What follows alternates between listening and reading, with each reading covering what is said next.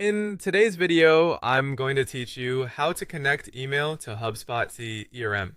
First, start by logging into your HubSpot account. Once you're in, you'll land on your dashboard, which is the control center for everything you'll do next. Make sure you're in the right portal if you have access to more than one, so the connection applies to the correct account. Next, head to your settings, look to the top right for the gear icon and click it. In the left sidebar, navigate through General, then Email, and select Email Integrations. This is where HubSpot manages all inbox connections and tracking options. From here, choose Connect Personal Email. This option is perfect if you want to send, log, and track emails directly from your own inbox within the CRM. It works with Gmail, Outlook, or Microsoft 365 and other mailboxes using IMAP. If you're using a custom domain or a provider outside Google or Microsoft, IMAP will usually be your path. Just have your incoming and outgoing server details ready from your email provider.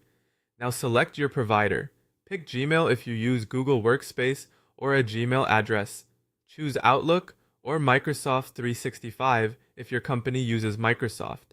If neither applies, go with IMAP and enter the required server information your email host supplies.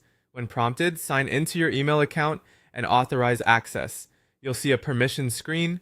Approve it to allow HubSpot to send emails on your behalf, track opens and clicks, and automatically log conversations to contact timelines.